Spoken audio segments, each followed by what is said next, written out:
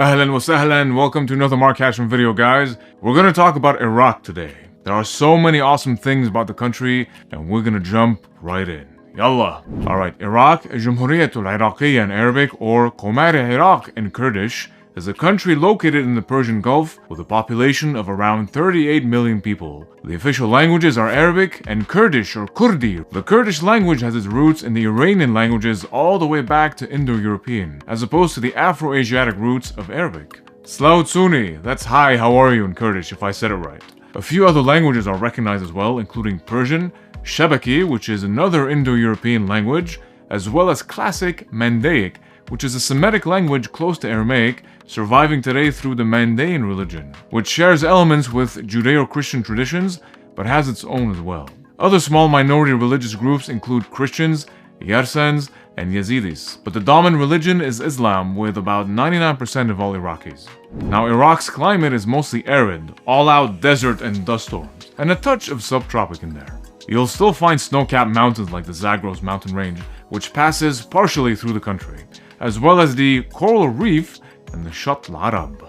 Now, the capital and largest city is Baghdad, nicknamed the City of Peace, Madinatus Salam, was founded in the 8th century under the Abbasid Caliphate and quickly turned into the most significant cultural, commercial, and intellectual center of the Arab and Islamic civilization for the next centuries to come, especially during the Islamic Golden Age, during which the House of Wisdom was built, right in the city, otherwise known as Bayt al-Hikmah, the amazing library and academy of Baghdad, where knowledge from all around the world was gathered and translated into Arabic.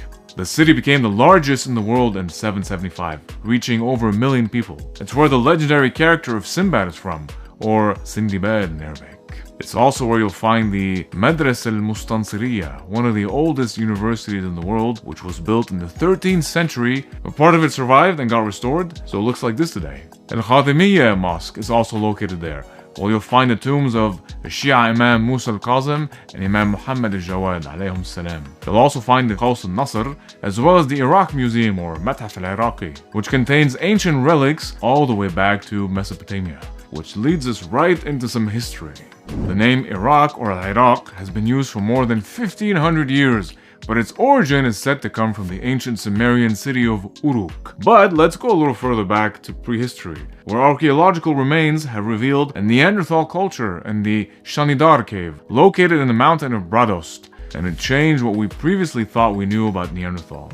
A few thousand years forward and we have Sumer, the legendary ancient civilization, the earliest known full advanced civilization in history. It was located in the region of Mesopotamia, or what is now the south of Iraq. It's also credited with developing the first known writing system, which looks like this: a cuneiform script with its wedge-shaped marks written on clay tablets, used to communicate with the Sumerian language. Interestingly enough, it's got no clear roots in either Semitic or Indo-European or any known language in history, like the Basque language in Spain. Full of mystery.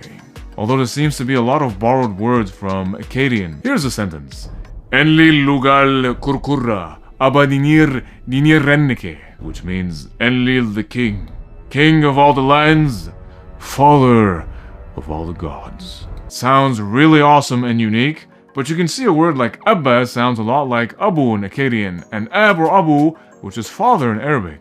Now, the earliest texts come from the city of Uruk about 4000 BC, not Uruk as in Uruk-hai from Lord of the Rings. What is it? What do you smell? Mind flesh. Okay, Lord of the Rings moment over, back to Iraq. So, Uruk is an important city because it contributed to the urbanization of Sumer, expanding from a village to a full-scale city with government and military. It's where King Gilgamesh from the Epic of Gilgamesh was from, the Mesopotamian king who goes on a quest seeking eternal life and finds a man who tells him about a great flood and of a huge ship that the god Ea told him to build in order to survive. Which sounds a lot like Noah's Ark story, but earlier. Moving forward to the 2nd millennium BC, and we have the Akkadian Empire, which grew to encompass Anatolia and most of Turkey, the Levant, as well as the Arabian Peninsula. First established following the conquest of Sargon of Akkad, and the people spoke the Akkadian language there, the earliest known Semitic language. 345, for example, is Salasat Arbat Khamsat, much like the Arabic ثلاثة أربعة خمسة. It was followed by the Assyrian Empire and then later the Babylonian Empire, which reached its peak thanks to Hammurabi, who was famous for the Hammurabi Code of Law, a really well-preserved set of 282 laws dealing with economic provisions like prices, tariffs, trade, family law like marriage and divorce, and criminal law, as well as civil law.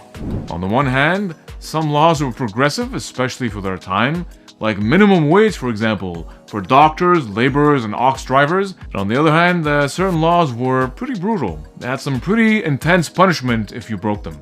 An eye for an eye kind of stuff. Like literally one says, if you break someone's bone, then your bone has to be broken. Another is if a mother and son commit incest, then they have to be burned alive. Damn. Hey, at least incest was definitely not encouraged. Which means Game of Thrones would probably be different under Hammurabi. You know what I'm talking about. Here's another law that is both really progressive and brutal at the same time. It basically says if you accuse someone of a crime and can't prove it before the elders or judges, and it's a capital offense, then you're put to death. So, innocent until proven guilty, but you better make sure you can back it up.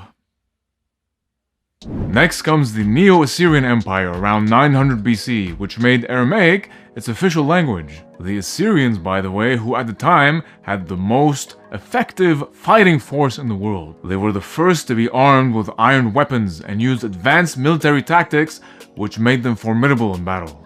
But the empire fell to Persians under Cyrus the Great, followed by Alexander the Great, Rome, the Sassanid Empire until the Muslims took over, followed by the Mongols, the Ottoman Empire, and the British, until Iraq reached its independence in 1932. Alright, now we go to a few major cities besides Baghdad. The first is Al-Mosul. Yes, let me show you another side of the city you may not have known. Mosul is the second largest city in Iraq and the main commercial center of the northwest of the country. It's where you'll find the reconstructed Meshki Gate that leads into the Assyrian city of Nineveh, the ancient city of Ninua in Akkadian, as well as the Grand Mosque of Mosul, currently under reconstruction. Basra, the main port of Iraq on the Shatt al-Arab, like I mentioned before, considered Iraq's economic capital. You'll find the Mohammed Baqir al-Sadr bridge there, which was completed just in 2017. Fun fact, Basra is one of the ports from which Sinbad sails on his adventures. Imagine they had a high-budget Sinbad movie or series. I mean like actually Arab actors and locations. Ideally in Arabic too. I would so love to play in that.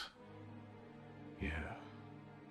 Erbil, designated as Arab Tourism Capital in 2014 by the Arab Council of Tourism, with the citadel of Erbil included as a World Heritage Site. You'll also find the Chaldean Cathedral of St. Joseph, Najaf or Najaf al-Ashraf, a very important city for Shia Muslims, where you'll find Darih al-Imam Ali, the tomb of Imam Ali alayhi salam, one of the central figures of Shia Islam. Alright, next we're going to look at a few important sites worth checking out. First, we have the Ziggurat of Ur, an ancient temple and administrative center similar to a pyramid but with stairs, built around 2100 BC in honor of the mythological god Sin. Now it fell to ruin but was reconstructed around the 5th or 6th century BC. We also have Hatra or Hadr, the ancient city whose remains are still standing today, and a small reconstruction of the Ishtar Gate at the ruins of Al-Hilla, which was originally built by Babylonian king Nebuchadnezzar II. The Great Mosque of Samarra or Jami' Samarra al-Kabir, dating back to the 9th century, noted for its spiral minaret, which is the only thing surviving along with the outer wall of the mosque. The archaeological city is listed as a World Heritage Site, along with the Iraqi marshes, which were added to the list in 2016. Now we jump to food. Yes, several Iraqi dishes are also common in other parts of the Middle East, but you'll find a national dish of maskouf, consisting of grilled carp in a delicious spicy tomato sauce and cooked suspended over hot coals. Aywa. Kuzi, which is prepared with rice and a whole roasted lamb, occasionally stuffed with nuts, raisins, and various amazing spices. Dipsi batinjan, a type of casserole dish made with fried eggplants wrapped around small spiced meatballs, all baked in a delicious tomato-based sauce. Bami, baked okra and tender lamb or beef in a spiced tomato-based stew. bajella bidhin, considered a breakfast meal with layers of broth-soaked bread topped with oil-fried eggs, onions, and boiled beans. Now that's a nice, big breakfast.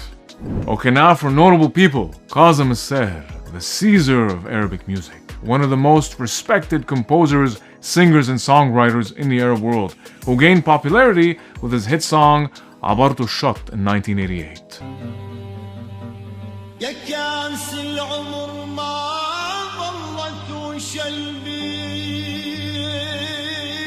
Muhammad al-Qubanji was one of the most famous singers of the maqam style, a 400-year-old style of improvised melodic Arabic music that incorporates traditional instruments, and a qari who would read classical Arabic poetry.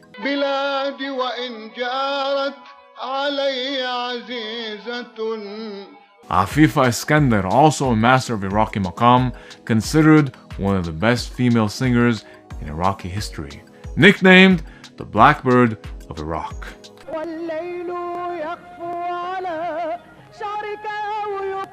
Going further back in history to the 10th century, I have to mention Al-Mutanabbi, one of the greatest, most influential poets in the Arabic language. Alright, some fun facts now. According to a study led by Professor Mark Jobling about 10 years ago, most Britons are direct descendants of farmers who left Iraq and Syria about 10,000 years ago. In fact, researchers said they have evidence that 4 out of 5 white Europeans can trace their roots to the Near East. We're all connected. The city of Ur Qasdim, mentioned in the Hebrew Bible, is the birthplace of Abraham, which is agreed upon by scholars as the city of Ur itself in ancient Iraq. Temperatures in Iraq can exceed 50 degrees Celsius or 122 degrees Fahrenheit. Good God. There you go, my friends. Awesome facts about Iraq. Let me know what you thought was most interesting. Like and share this video so everyone around the world can see all the amazing things about this country. And don't forget to subscribe for more education, culture, and entertainment. Check out my Patreon in the link below if you want to support me directly and have access to more content. And if you have ideas or questions, leave it in the comments below or in my Instagram. We do our best to read as many as possible, but bear with us because we get tons and tons of messages from everywhere. Alright, next up, Masr, Egypt. Thanks for watching, guys, and take care.